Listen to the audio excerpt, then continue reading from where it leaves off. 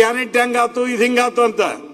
ಒಬ್ಬ ಮನೆ ಯಜಮಾನಿಗೆ 2,000 ಬರ್ದೇ ಇದ್ರೆ ನಮ್ಮ ಉತ್ತರ ಕರ್ನಾಟಕದಲ್ಲಿ ಕೆಲವು ಜನ ಹೆಣ್ಮಕ್ಳು ಮಾತಾಡ್ತಾರೆ, ತಿಂಗಳ 2,000 ರೂಪಾಯಿ ಬಂತೋ ಇಲ್ಲೋ, ಬರ್ದೇ ಇದ್ರೆ ಹತ್ತಿಗಳನ್ನ ಸೊಸೆ ಅಂದ್ರು ಸರಿಯಾಗಿ ನೋಡ್ತಿಲ್ಲ ಅಂತ ಒಂದು ವಾತಾವರಣ ಇತ್ತು. ಇವತ್ತು ಹತ್ತಿಗಳ ಮೇಲೆ ಎಷ್ಟು ಜೀವ ಆಗ್ಯಾರಂದ್ರ ಹತ್ತಿನ ಬಹಳ ಪ್ರೀತಿಯಿಂದ ನೋಡ್ತಕ್ಕಂಥದ್ದು. ತಿಂಗಳ 2,000 ರೂಪಾಯಿ ಬರ್ತೈತಲ್ಲ ಅಂತ ಒಂದು ಭಾವನೆ ಆಗಿದೆ.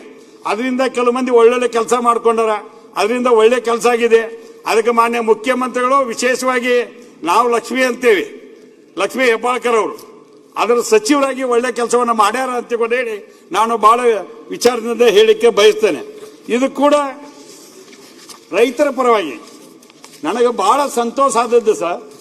ಸೊಸೈಟಿಯಲ್ಲಿ ಸಾಲ ಮಾಡಿದಂಥ ರೈತರಿಗೆ ಇವತ್ತು 50,000 ರೂಪಾಯಿವರೆಗೆ ಏನು ಮಾಡಿದಂಥ ಬಾಕಿ ಇತ್ತ ಎಲ್ಲ ಹಣವನ್ನು ಕೊಡ್ಲಿಕ್ಕೆ ಇವತ್ತು ಮಾನ್ಯ ಮುಖ್ಯಮಂತ್ರಿಗಳು ಒಪ್ಪಿಗೆಯನ್ನು ಕೊಟ್ಟಿದ್ದಾರೆ.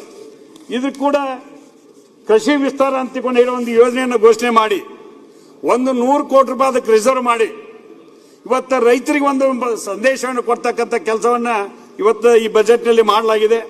ಕೃಷಿ ಸಹಕಾರ ಇಲಾಖೆಯಿಂದ, ಸಹಕಾರಿ ಸಂಘ ಸಂಸ್ಥೆಗಳಿಂದ 38 ಲಕ್ಷ ರೈತರಿಗೆ ಶೂನ್ಯ ಬಡ್ಡಿ ದರದಲ್ಲಿ ಇವತ್ತು ಸಾಲ ಕೊಡ್ತಕ್ಕಂಥದ್ದು ಒಂದು ನಿರ್ಧಾರ ತೆಗೆದುಕೊಂಡಿವೆ.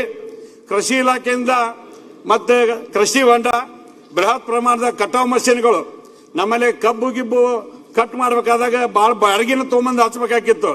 ಈ ಬಾರಿ ಒಂದು ಮಷೀನ್ಗೆ 58 ಲಕ್ಷ 60 ಲಕ್ಷ ಇರ್ತಿತ್ತು. ಅದಕ್ಕೆ ಸಬ್ಸಿಡಿ ಮೂಲಕ ಕೊಡೋದಕ್ಕೆ ರೈತರಿಗೆ ದೊಡ್ಡ ಇವತ್ತು ಸಹಾಯ ಆಗಿದೆ. ಆ ಸಣ್ಣ ಸಲಕರಣೆಗಳ ಜೊತೆ ಇಂಥ ದೊಡ್ಡ ಕೆಲಸಕ್ಕೂ ಕೈ ಹಾಕಿದಂತ ನಮ್ಮ ಮುಖ್ಯಮಂತ್ರಿಗಳ ಸೂಚನೆ ಮೇರೆಗೆ ಚಲುವರಾಯಸ್ವಾಮಿ ಅವರು ಕೃಷಿ ಸಚಿವರಾಗಿ ಕೂಡ ಮಾಡ್ತಕ್ಕಂದ್ರೆ RSK ಕಟ್ಟಡಗಳನ್ನು ಕೊಟ್ಟುವಂತ ತೀರ್ಮಾನ ಮಾಡ್ಯಾರ. ಬೇರೆ ಬೇರೆ ಕಡೆ ಕೃಷಿಗೆ ಒತ್ತು ಕೊಡ್ತಕ್ಕಂಥ ಕೆಲಸವನ್ನು ಮಾಡಿದ್ದಕ್ಕೆ ಮಾನ್ಯ ಮುಖ್ಯಮಂತ್ರಿಗಳಿಗೆ ಅಭಿನಂದನೆಗಳನ್ನ ಸಲ್ಲಿಸ್ತೇನೆ.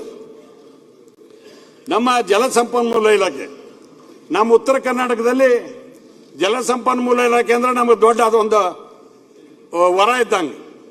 ನಾವೆಲ್ಲರೂ ಕೂಡಿ ಏನ್ ಮಾತಾಡ್ತೇವೆ, ಕೃಷ್ಣ ಮತ್ತು ಕಾವೇರಿ 2 ಕಣ್ಣಿದ್ದಂಗೆ.